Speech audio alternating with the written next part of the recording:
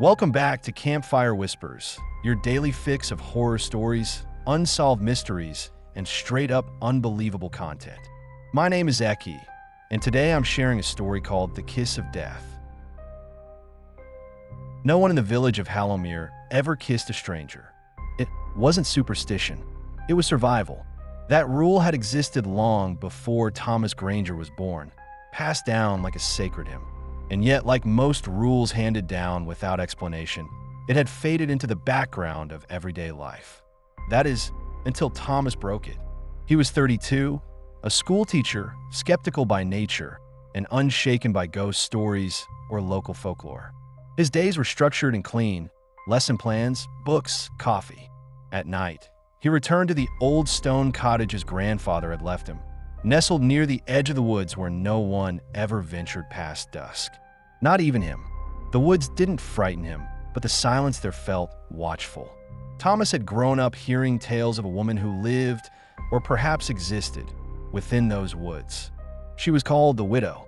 The name was whispered with unease, always followed by silent prayer or a change of subject. The legend said she could take the shape of anyone, anything, but she always revealed herself with a kiss. A cold, final kiss. Children were told stories of foolish wanderers, men who vanished after a brief romance with a woman too beautiful to be real. Lips like wine, eyes like winter, skin so cold it burned. Thomas never believed any of it, until he met her. It was late October, the sky bruised dark by the early evening, fog pooling low along the ground. Thomas had stayed late at school grading papers. By the time he left, the roads were slick with mist and the power lines buzzed with static. His usual path home curved near the forest. That's when he saw her, standing beneath the twisted arms of an oak tree, wearing a long, black coat that fluttered in the breeze, her face half shrouded by a crimson scarf. She was barefoot. Thomas slowed his car and rolled down the window. "Are you all right?" he asked. She looked at him with eyes so dark they seemed to absorb the light. "I'm cold," she said softly, her voice like velvet over glass. Without thinking, he offered her a ride. She said her name was Elise. She had no ID, no phone, no explanation. Just a presence, unsettling and yet magnetic. Thomas tried not to stare, but everything about her was wrong. Her movements too smooth, her posture too still. He dropped her off at the village inn, but when he returned the next day out of curiosity, the clerk told him no such woman had checked in. No one by that name, and certainly no one matching her description. That night, he dreamed of her. She stood at the foot of his bed, watching him with those ink-black eyes. She said nothing, only leaned down and kissed him on the forehead. He woke up in a cold sweat, the mark of her lips burning like frostbite. Over the next few days, Thomas changed. He barely noticed it at first. The missed meals, the strange sleepwalking, the growing aversion to his own reflection. Mirrors, once harmless, now distorted his face at odd angles. His eyes seemed off, unfamiliar. The villagers began to avoid him. Children crossed the street when he passed. His co-workers whispered behind his back. Even his cat, an old rescue named Benny, hissed when he entered the room. One morning, Thomas found himself staring at his front door, unsure how long he'd been standing there. Etched into the wooden deep, claw-like gouges with a symbol, two lips drawn in blood-red pigment. And beneath it, the words, "You kissed her." He hadn't. Had he? Desperate for answers, Thomas searched the local archives. He dug up old newspapers, death certificates, journals. The deeper he looked, the more unsettling the pattern became. Every 25 years, someone in Hallowmere vanished. Always a man, always after the first frost. Witnesses claimed the last person they saw with the victims was a pale woman with dark eyes and no shoes. But the names she used were always different. One article from 1892 called her the Widow. Another, from 1943, claimed she was the Crimson Bride.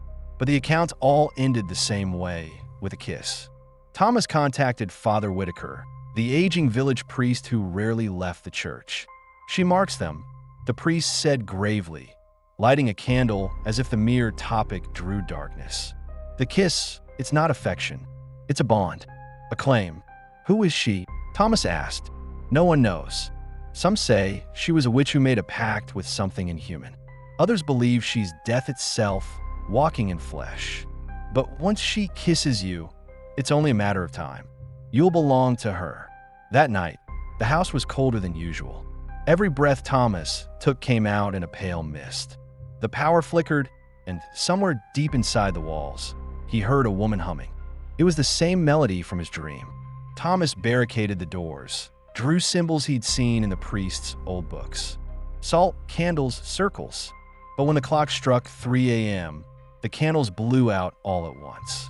He turned to see Elise, no longer hiding behind beauty. Her skin was cracked like porcelain, eyes black pits weeping dark ichor.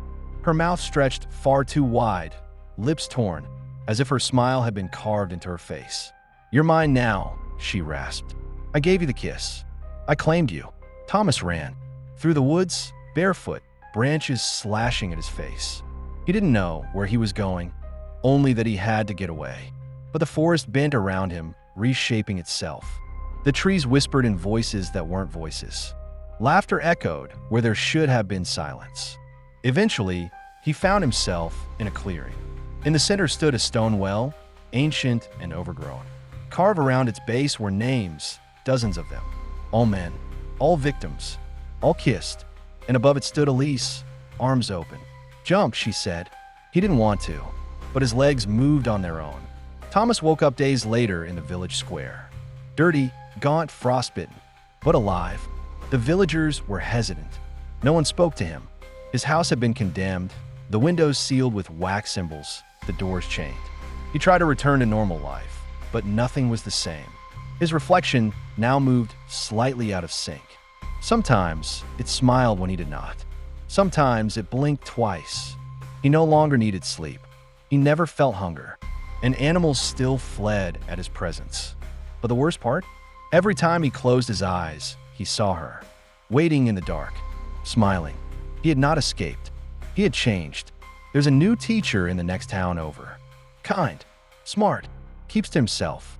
He has no family, no past, no records. But he's handsome, charming in an old-fashioned way. Women are drawn to him. One even said she kissed him at the autumn fair. Just a quick peck. Nothing serious. She hasn't been seen since. And late at night, sometimes the wind sounds like laughter. Other times, it sounds like someone whispering, "I choose you next." If you enjoyed this story, please leave a like and subscribe to the channel. Join me next time for more unbelievable tales on Campfire Whispers.